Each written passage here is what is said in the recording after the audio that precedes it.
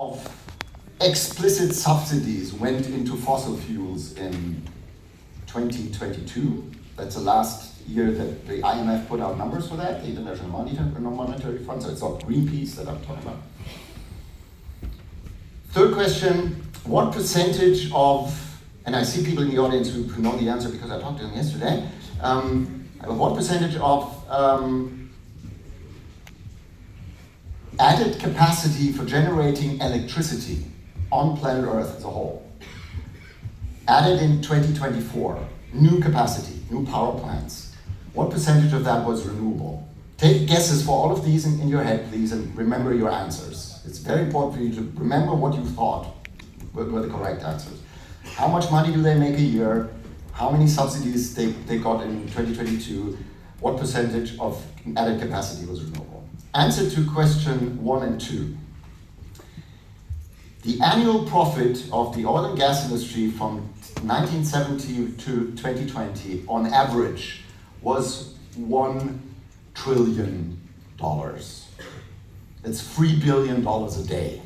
Profit, not revenue. It's a lot of money. There's a lot of incentive to keep that business model going, if it's yours.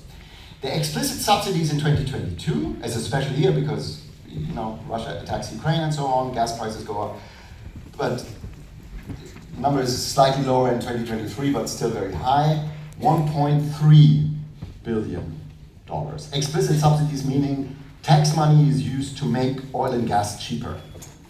This happens largely in petrostates like Saudi Arabia and other states. They put a lot of money into that, but also Germany, made gas and stuff cheaper in 2022 to shield citizens from the effects of the war in Ukraine.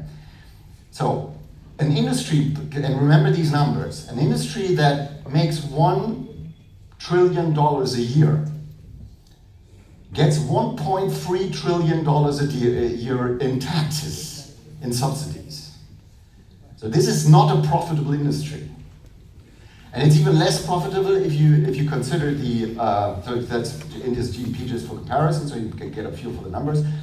If you look at the implicit subsidies, meaning you don't pay taxes on certain things, like in Europe, for example, there's no tax on kerosene, right, on airplane fuel. Stuff like that. Or, of course, the damage that a fossil fuel business models cause, pollution, CO2 and so on. If you look at that, the IMF says that is another 5.7 trillion dollars, sorry. And even that number is low because the IMF admits they put a fairly low price on carbon. A fair price for carbon is, according to a study published in Nature a few years ago, is something like $185 a ton because of all the damage. In India, you know how much damage the climate change is already doing, right? The heat is, the weather is changing, everything is becoming problematic. So if you calculate by those numbers, the real damage just caused by CO2 is between 7 and 35 trillion dollars a year. That is what we all pay to keep the fossil fuel business model alive. And again, these are not numbers by Greenpeace or Fridays for Future or something. This is the IMF and the World Bank. So there has never been an industry so massively subsidized as the fossil fuel industry. It's an important thing to remember. They've completely turned the narrative around on this, but it's not renewable energy that's massively subsidized, it's fossil fuels. So myth number 2, renewable energy is something for rich countries, they're unaffordable. Now we come to the answer to question number 3. This is the added capacity for solar, wind, hydropower, nuclear, and other like gas and stuff like that in 2021 to 24. And the red are the latest numbers for 2024. And as you can see, solar is just growing at a massive rate. Wind is growing, hydro is growing more slowly because you need elevation for that, and you basically need the landscape. This over here, many people, I don't know whether it's like that in this country, but in Germany people keep claiming that there's a renaissance of nuclear energy. It's kind of weird type of renaissance down here.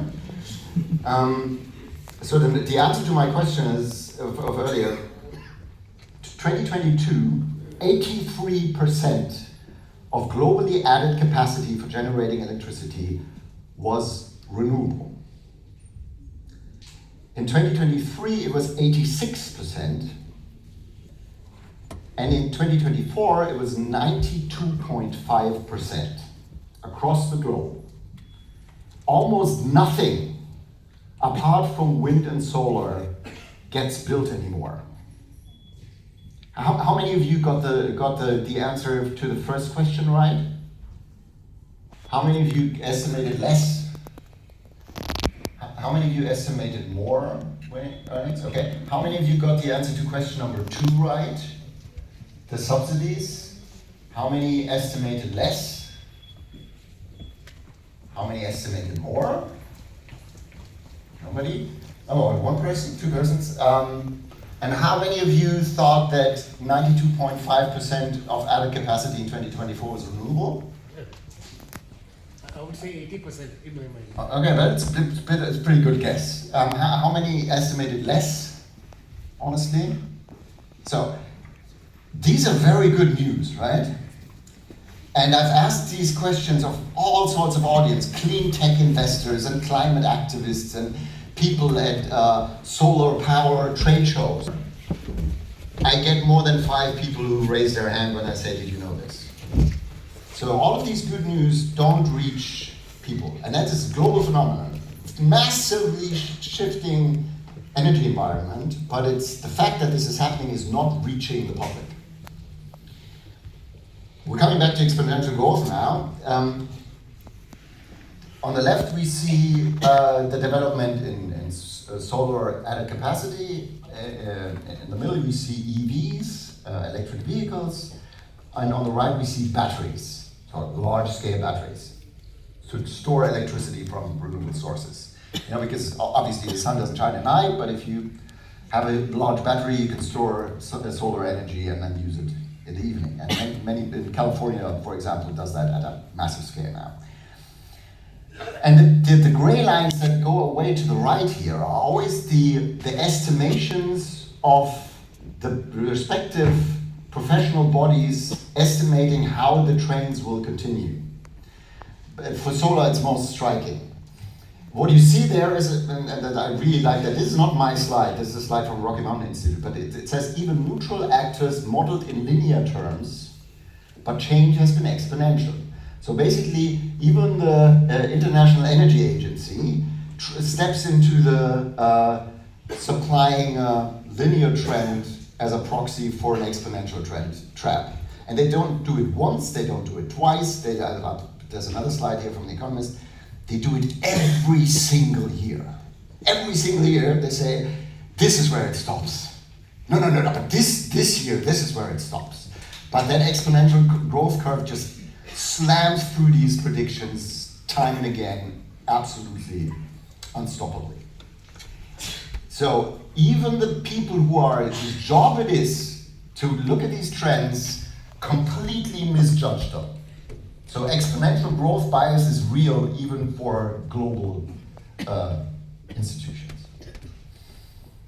This is a quote from the guy who invented the GDP. He got a Nobel Prize for economics for it. Simon Kuznets, an American economist, he worked on this stuff since the 1930s. He said in the 60s, goals for more growth should specify more growth of what and for what. And I think there's a lot in that. If you grow a fossil fuel economy, you will destroy the planet. If you grow a renewable economy, electrified economy, you are on the road to limiting the destruction of the planet. What you see here is, this is a confusing chart at first, but the steeper the line, the faster something grows, right? This is how quickly did specific sources of power, of energy, reach 2,000 terawatt hours. So it's important here to distinguish between terawatts, which is what is attached to the grid, and terawatt hours is the actual amount of electricity generated. So solar and wind reach that milestone faster than any other form of providing electricity ever deployed on planet Earth. Nothing has ever grown as fast in terms of energy as these two technologies do right now, and have been for years. We're witnessing, we're right in the middle of a massive exponential energy revolution on planet Earth, but people just don't know it. And I see many sort of dubious looks on faces still, but trust me, it's real. And it's happening everywhere. It's not something for rich countries. It's Brazil, wind energy on the left, solar energy in Vietnam, is solar energy in India. Your own government says 50% of your electricity mix is now clean, but that includes nuclear energy, it's a fairly small amount. Renewable energy in India has, as of September 30, tripled since 2014, roughly. So you have massive growth in solar and wind in India and Morocco and so on. These guys are putting a solar panel on the roof in Ghana. Africa is massively building out solar power right now. The green bars, you don't have to look at those numbers, it's just compare the sizes of the bars. So the left is 2023, dark green is 2023, lighter 2024, even lighter 2025. And what you see there is the number of megawatts that selected African countries are reported. Most of these come from China. Of course, China's solar industry is massive and they're producing amazing amounts of photovoltaics and also wind turbines and increasingly batteries as well as including them. So the energy revolution is happening in Africa as well. So this continent has almost no coal power apart from South Africa. So they will most likely just skip the fossil fuel age in terms of electricity generation altogether. And this is not just happening there, it's happening everywhere. There's mature markets on the left, like Europe, the US and so on, Greater China, in the middle, emerging markets, and the only regions where there is no exponential growth in renewables are, surprise, surprise, the petro regions. The countries that, like Saudi Arabia, Qatar and so on, the countries that live of oil and gas, they don't like this stuff very much. But even Saudi Arabia and Dubai, for example, have large solar power industries now. But they're the only ones with no exponential growth. And there's some pattern to this, obviously. Why is all this happening? Because the prices are collapsing, right? A megawatt hour of wind energy, the price for that dropped by 58% from 2014 to 2024. For solar, the price drop is 77%, and for batteries, the price drop is 84%. Nothing is getting cheaper as quickly as batteries right now, which has to do, of course, with all of you have a smartphone in your pocket, right? You all contributed to this trend, and then Tesla came along, and everybody, the German car industry in particular said, oh yeah, electric cars, nobody wants this stuff. Turns out that's wrong. I'll come back to that. The batteries are a particularly striking case, like a kilowatt hour of storage space in a large-scale battery. The price for that dropped from over $2,400 to under $100 in 14 years. And CAGR means compound annual growth rate, so large-scale batteries grow at a rate of 71% a year right now, which means they double in less than 2 years. And again, exponential growth means every doubling is twice as large as the doubling before.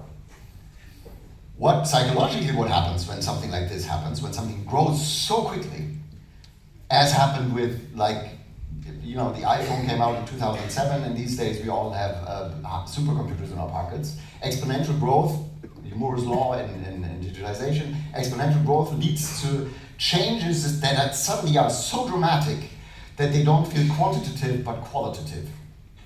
We will wake up in a completely different world in 10 years because things are happening so quickly and accelerating all the time. Which of these curves are accelerating? Which one is slowing down, and which is flat.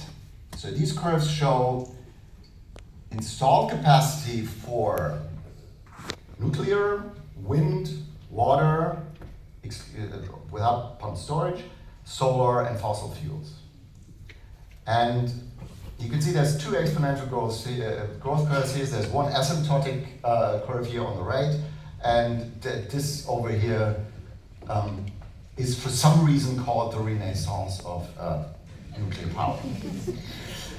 But of course, this is the problem, right? These bars are way too high, and they are still not growing. They're growing more slowly, but they are still growing. But even India and China, as of August 2025, now emit less CO2 from electricity generation than they did last year.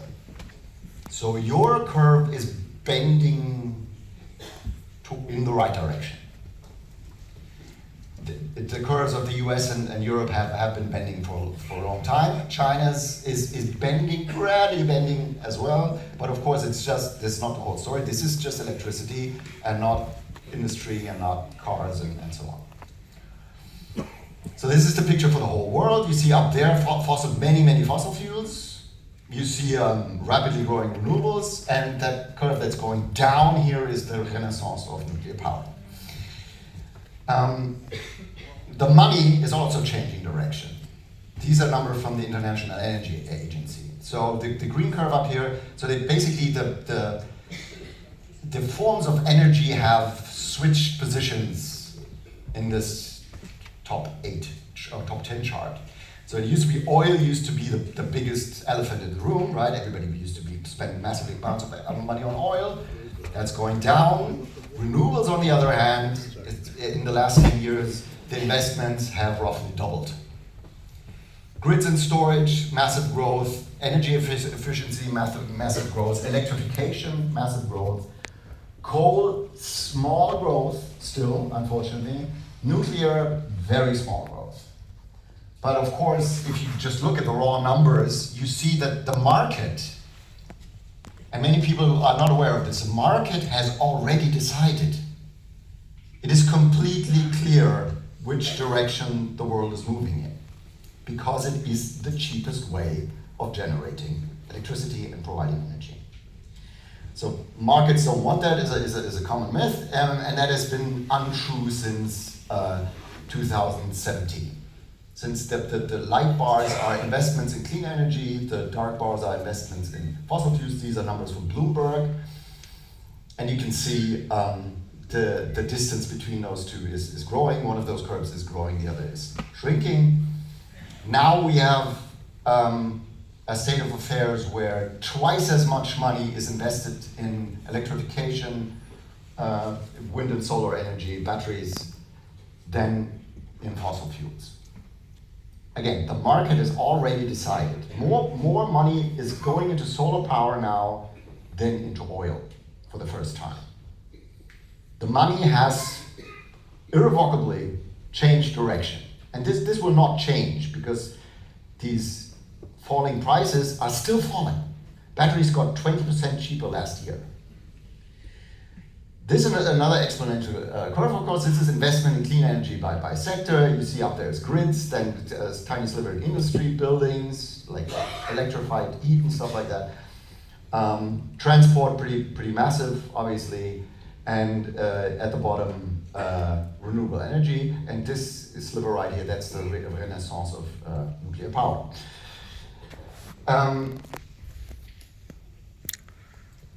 I talked about the streets of Mumbai earlier, and it is kind of hard to imagine the city to be quiet and clean, right? It is kind of hard to imagine. But it is very likely that it will be at a not too distant point in the future. The market for combustion engines globally has been shrinking since 2017. Which is something German automakers in particular sort of kind of refused to see for a while.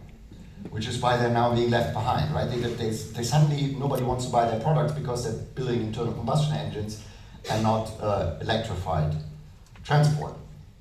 The market for electrified transport and hybrids is growing exponentially. I'm sorry to bore you with all these curves that all have the same shape, but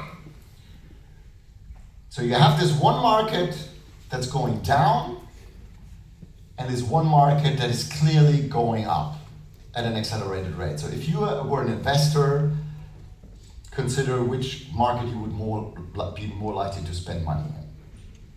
And that, to me, the answer is pretty clear. You have one growth market and one shrinking market. This is a vehicle actually that's a bit crowdfunded. It's an electric scooter that has its own solar power on board. It doesn't look very comfortable, but allegedly it has lots of storage space inside there. This is an Indian product, a Spirit electric scooter, and this is, I hear, is the most sold electric scooter in India right now. They're selling 1,500 of these a day. So this is not enough, obviously, but you should all pray for people to buy electric scooters. It will make your life so much better. I've been driving one at home actually for the last 10 years, and I'm very, very happy with it. It's your bum doesn't buzz when you get off. It's very pleasant. It's also very quiet.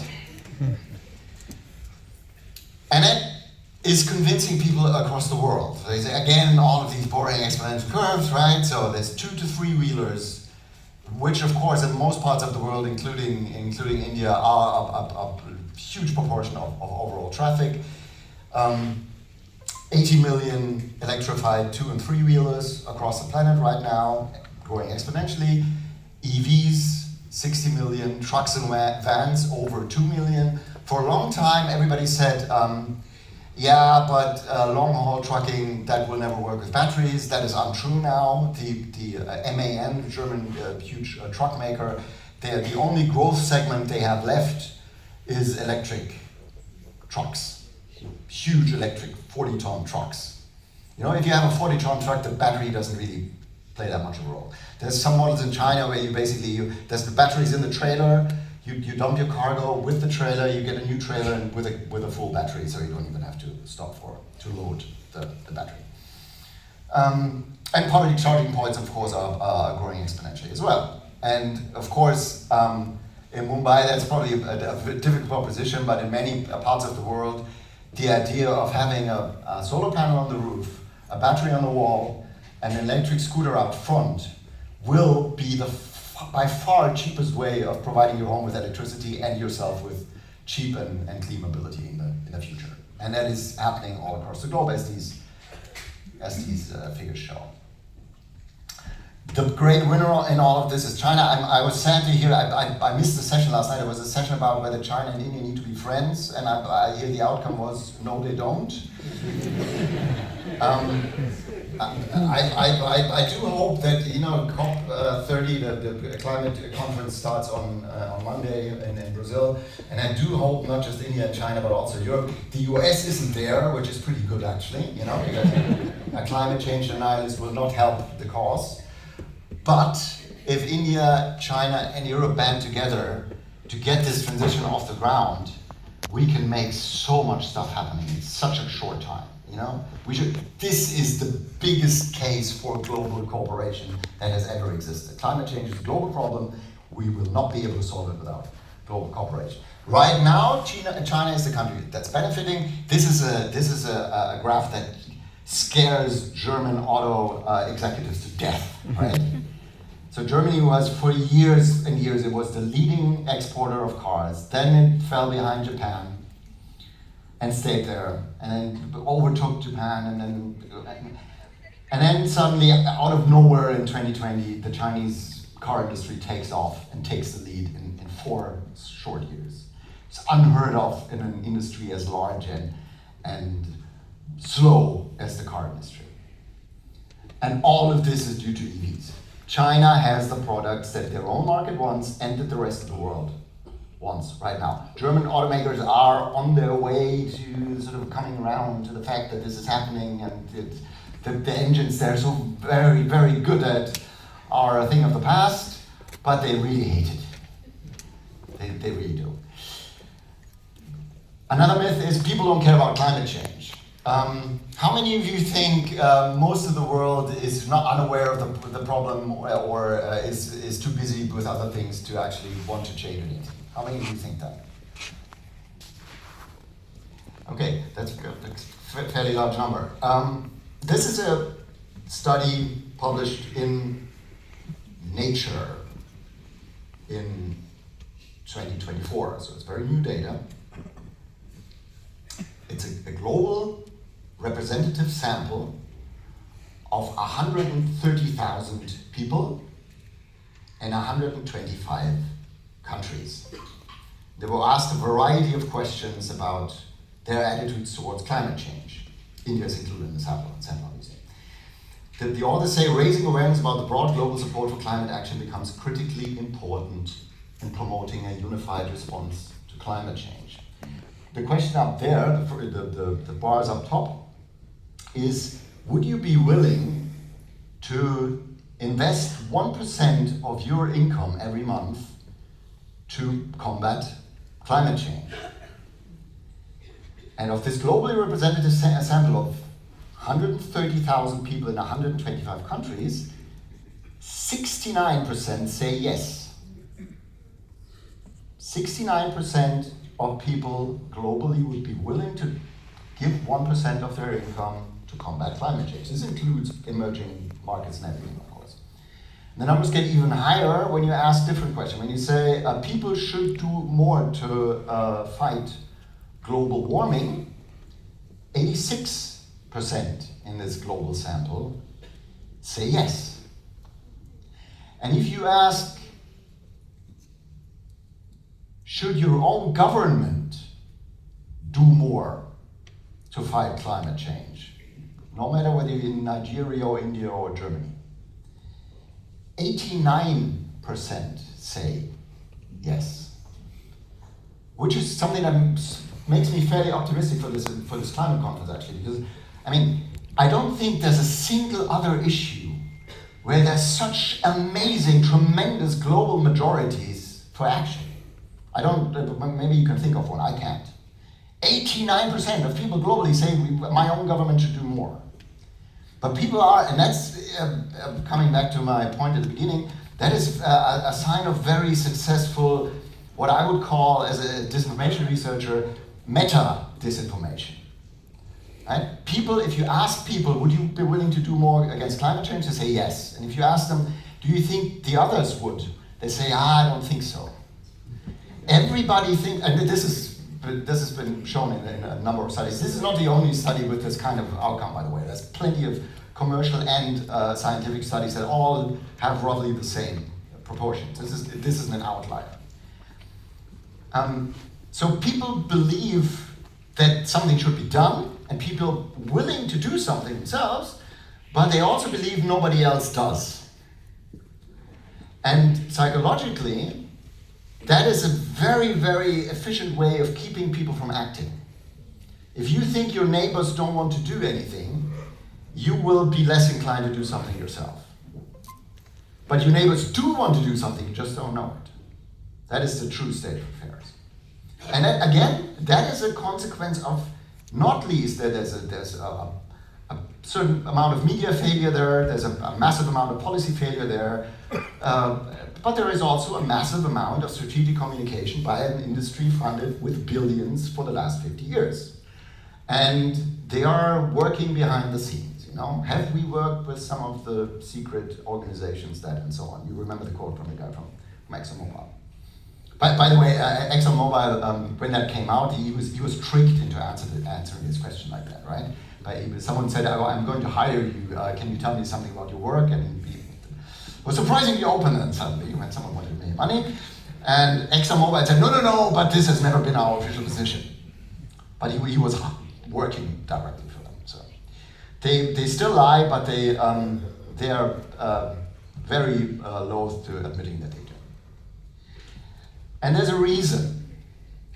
Because 75%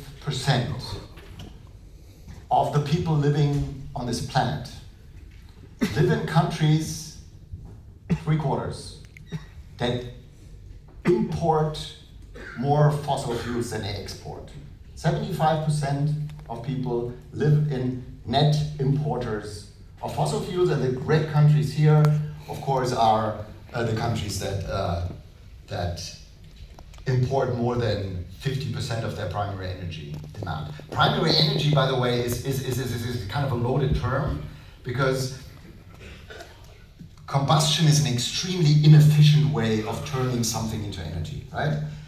An EV, an electric vehicle, turns about 80% of the electricity you put into moving the car. A combustion engine turns about 20% of the energy you put into moving the car. The rest is turned into heat. There's actually a cookbook that's called Manifold Destiny that has recipes only for making food under your hood while you drive. It's like salmon and spinach in tin foil, 20 minutes on the engine. It's a perfect meal at the first stop, you know?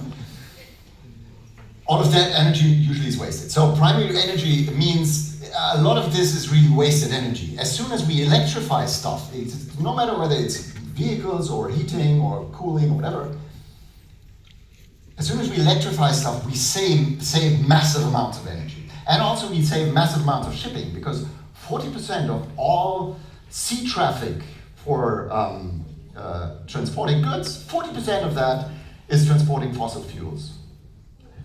So as soon as we stop burning oil, gas, and coal, suddenly shipping drops massively. A lot of shipping companies obviously don't like that prospect. But again, a lot of countries have a vested interest in making themselves independent from fossil fuels. Because like Germany, for example, I don't know the number for India, but Germany pays $70 billion a year for oil and gas. We could stop doing that if we all had electric cars and solar power and batteries and wind. So the world, A, people want to do something, and B, the economics are speaking in favor of it, and C, it's a question of geopolitics and independence as well. You know, the people we buy our oil and gas from are not nice people, you know. There's Mohammed bin Salman who has journalists sawn to pieces when he doesn't like them, or Vladimir Putin who attacks neighbors, or the Emir of Qatar who sponsors Hamas, and so on. So they're not nice people, you know. It'd be very nice to be independent of these people, and many people would prefer that state of affairs. So to close this, the transformation is inevitable. It's underway everywhere. It can't and won't be stopped, but it's still too slow, much too slow, you know, and the temperatures are rising more quickly now. Fossil fuels technologies are still massively subsidized, and that's something that they really don't want you to know. That's why fossil fuel interest groups manipulate and lobby more than ever. Thank you, and I'll be happy to answer some questions.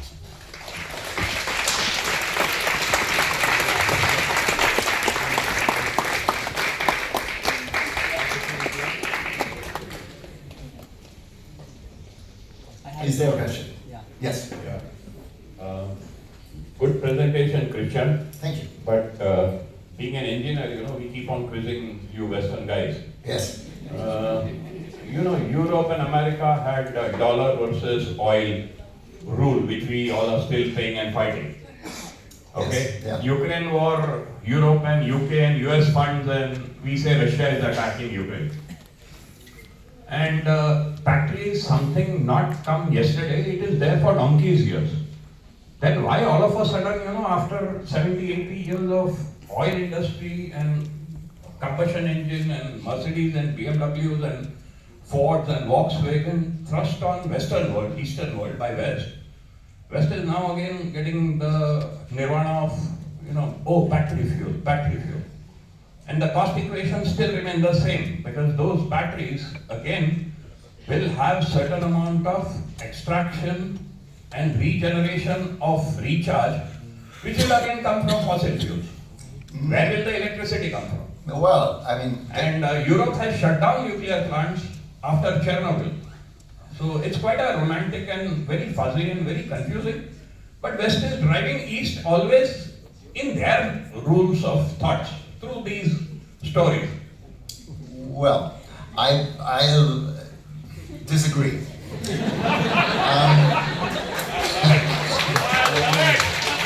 So, first off, so this is not the West, right? This what the people who are driving this, that's China. You know? And I'm not promoting China, but it's not like Europe is forcing this on anybody. It's like China is making something that's very cheap and everybody wants to buy it. I would be, you know, in Germany we had we kick-started all of this, actually. We had there was a law in Germany in the year 2000, the renewable energy law, that basically subsidized people putting solar power on the roofs, which created a market for solar panels, which created an industry for solar panels, and that grew pretty quickly in Germany until 2011. Then a government came in that says, yeah, we don't like this growth, let's go back to coal. And they killed, I could show you your chart, you know, it's like jobs going up like this and then going like this. We killed 120,000 jobs, which for a country like Germany is a fair number in a few years by doing that. And then China stepped in and said, okay, well, if you're not going to do it, we're going to do it. You know, we're going to make those solar panels, we're going to make those electric cars, we're going to make those batteries. And they created all these industries and built massive amounts of factories for that, and of course China built more capacity for solar power in May of 2025 than is installed in the entirety of Germany in 1 month. So the growth there is massive. So it's not Europe that's doing it. I'm not happy that China is doing it, honestly. I would be much more happy if Europe or India, but India does have a growing solar power industry. So I think there is enough for many other countries to participate in this change.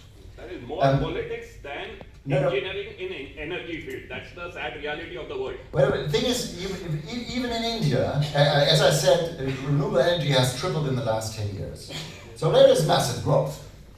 And 50% of your electricity is now clean. In Germany, 62% of electricity is generated with renewables. And we actually, you talked about the switching of nuclear power. I would agree with you on that. It was unwise, especially for Germany, to switch off nuclear power plants first and then start phasing out coal. We should have done it the other way around.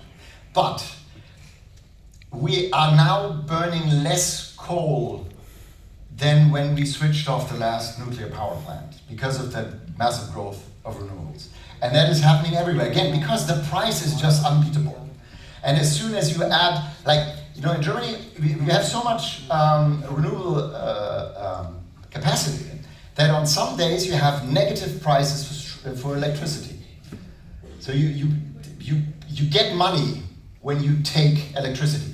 Like imagine that for grain, for example, right? So you build a silo and someone says, okay, I have 2 tons of grain here, I'll give it to you and I'll also give you $2,000. You know, that would be a very good deal. People would do that. And that's exactly what's happening with electricity now. You know, we have in Germany, there's a massive boom of companies who, without any subsidies whatsoever, want to build large-scale batteries because they want to buy electricity when it's cheap at lunchtime and sell it in the evening when it becomes expensive. There's a huge emerging business model there. And all of this is happening across the globe. And again, the question is who gets to benefit from that? Well, we all get to benefit from it as soon as we actually manage to bend the curve of emissions downwards finally. And the countries that are in the lead of doing that will benefit as well. But this is not a post-colonial project. You know, I don't think you could frame it that way. But Christian, Yes? the gentleman said that the batteries are going to be charged with fossil fuel. What about that? Well, as I said, you know, your 50% of your energy is clean already, and you have massive growth, and your emissions from electricity generations are going down. 62% of energy in Germany is from renewable energy, and fossil fuels are going down. And also, and that is true, and I could back this up with studies. Even if you charge an electric car with 100% of coal power, it is still emitting less CO2 than an internal combustion engine. because the internal combustion engine is such a wasteful technology. Because it wastes 4/5 of the energy you put in, and the electric car doesn't. Electrification makes everything way more efficient. So you just need less energy to do the same stuff, which means as soon as you electrify stuff, even if you have full-scale coal power, which no country in the world does, even then it would be better for the climate than going on the way we are going on now. Oh, there's so many questions now. Christian, Hi. I have a question. Okay. So, Christian, I have a question about the enormous amount of grid instability that many of these countries are exposed to because they are installing a lot of solar Yes. power, and we've seen in some of the European countries that there was a grid blackout because there's enormous amount of power available in the morning, and you can depend upon the regular sources at night. Second question related to it, that a lot of capital was going into renewable energies because of the ESG mandate that was handed out to some of the companies and private capital that is sitting in US. Now with US kind of dumping the agenda of ESG, how do you see the capital inflow into the sector? Yeah, well, first question, so the grid instability with increasingly adding especially small suppliers like rooftop solar is a real issue, but like Germany has 62% of renewable energy on the grid right now. The German electricity grid has never been as stable as it is now. We have power cuts far, far less than we did 20 years ago. So, and the idea that the power cut, you're talking about Spain, that the power cut in Spain was, and I'm sorry to say this, but that this power cut was caused by solar power is a myth. That is not true. It's been, and there's official reports by the Spanish governments on this. There is a complex issue with the way their grid is organized. It's a complex issue with the way their grid is connected to the French grid. We have an internal market for electricity, and there's just one big pipe basically going from France to Spain. So they had issues handling their grid, but the issue wasn't caused by solar power. But again, we're dealing with a disinformation industry. The fact that this narrative reached India and is now in everybody's head is a huge win for people who want to keep selling gas. But honestly, I'm here to tell you, and I can back this up with evidence, this was not caused by solar power. And third answer to the question, batteries have the massive and added advantage of stabilizing the grid. As soon as you add battery storage to the grid in various places, batteries are natural grid stabilizers, basically. So everybody in Germany is really looking forward to all these batteries being built because they automatically solve all sorts of problems. They will make electricity cheaper, but they will also make dealing with fluctuating power from renewables much easier because they can basically take up the stuff that has nowhere to go. And the second question is ESG. So I think the idea that you saw those numbers, right? $760 billion invested in renewable energy. This is not a consequence of ESG. This is a consequence of it being the cheapest. There's an interesting policy debate going in the background in the US right now, because of course all those AI data centers, they need the cheapest electricity they can get. And Donald Trump keeps saying, wind turbines kill whales and stuff. And, which is untrue, by the way, wind turbines don't kill whales. But all the people who are backing him behind the scenes, they're really uneasy about this. Because he's basically bashing the cheapest form of electricity they have to run the data centers. And in the first quarter of 2025, which is the last time that the data available for, in 2025, under President Donald Trump, 90% of capacity added to the grid in the US is renewable and batteries. And the states that are at the forefront of this are Texas, Arizona, Florida, Trumpland, and California. So people in Texas, you know, they don't really subscribe to the whole green area. They're doing this out of pure business interest. And there's no ESG mandates in Texas to make them do this. They do it because the economics are compelling. Crispin, I have a question. I don't know why the person with the mic is. What are your thoughts about range anxiety? You talked about the EV Yes. being growing in India, but a lot of people still believe that the public charging infrastructure is not there yet. Yes. And it has not, the sentiments haven't gone really down. So what are your thoughts about that? And the second question was about, you mentioned solar growing in India, tripling in all. That's great, but we also heard about companies saying that this is more political, but right-of-way issues like land not being given to these plants. A lot of projects in India, like SECI is one of the providers of these solar projects, but a lot of these tenders are not really going forward. So that information is also there. Like while there are tenders, but not all of them are getting sanctioned. Yes. So first off, you all know much more about India than I do. You know? So I'll be very careful answering questions about India.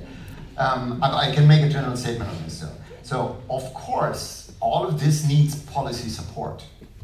And that goes for charging infrastructure as well as permits and everything.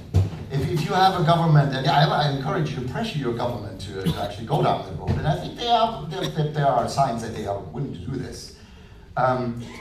It will make your life better, you know. But of course there are vested fossil fuels interested in India, and of course you have oil and gas reserves that some people would very much like to exploit. Again, it's a question of geopolitics and energy independence and so on. But the most reliable and long-term energy independence is wind and solar, because that will never run out, you know. But of course, it needs the right political framework, and it needs support from administration and organization, and that is essential. But it's, again, the market is already saying, please do this. So mostly I think politics just needs to step out of the way, and then things will start happening. Oh, range anxiety, exactly. So I've been driving an EV for a while. My car does 400 kilometers on one charge. So if I drive a longer stretch, but then we have a better public charging infrastructure in Germany. I have no problem with this car. You know, I go drive this car from Germany to Italy, no problem. I take a break, get a cup of coffee, I get back, my battery's full, and I keep going.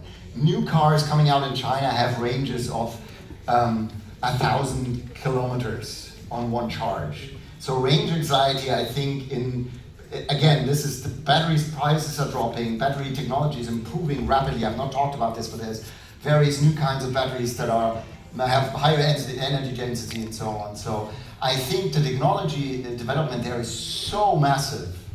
It's like Moore's law, but for electricity. This problem will solve itself within years, and you can quote me on that. Yes. What is the...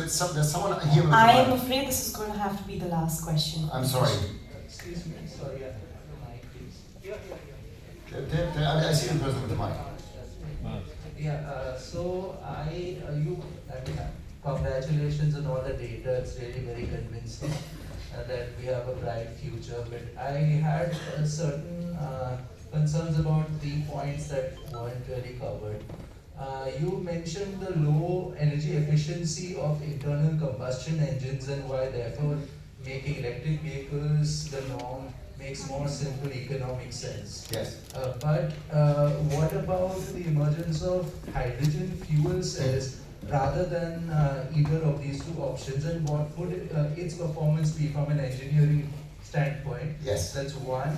Second, you mentioned EVs being preferred because mining lithium is actually easier and less harmful to the environment. But what about the development in R&D of battery technology that uses more commonly available materials rather than lithium? I believe there's a lot of R&D in that front. And thirdly, what about the so-called fake nuclear renaissance becoming a real renaissance with fusion power actually being developed. I believe Germany has done, and France are doing quite well. Okay, I have to answer this very quickly. So, to question one, guess what was sold more in 2024? Hydrogen cars of any form, including fuel cells, which are batteries basically filled with hydrogen, or Ferraris. More Ferraris were sold in 2024 than hydrogen cars. That market is dead, okay? It is dead, and it will never come back. It's a dead technology. It's 20 million electric vehicles were sold last year, and a few thousand hydrogen cars. And there's no, like in Europe, the hydrogen infrastructure is now being taken out basically because there's no market for it. It's a dead technology. Efficiency-wise, is it more efficient or less? It's less efficient than just using electricity. Every time you transform electricity into something else, like hydrogen, and then transform that something else into electricity again, of course you have two steps where you lose efficiency. Well, it's better, but again, it's dead. You know, hydrogen cars are dead. Quote me on that. It's not going to happen. Second question. Yes, there's massive developments on the battery front, and there's like iron and basically salt, table salt based batteries now. They are less energy dense, but they're very good for large scale batteries. And I can't get into this in detail, but the amount of money that's pouring into R&D in that area is massive, and the developments are fantastic as well. So interesting things will be happening there. And what's the third part? Fusion, yes. Fusion energy, well, there's this famous saying about fusion energy. It's 30 years in the future, and it always has been. And that's the case right now. So Germany is talking a lot about fusion energy right now, but there is not a single even research fusion reactor that is working on the planet right now. The ITER, the huge European project, might try to start their first test run in 2032, or they might not, you know. There's many startups who claim, yeah, we can solve the problem, but nobody has so far. And right now, we don't have time, right? I'd be very happy if fusion energy came into the world and brought us cheap energy, but I'll believe it when I see it.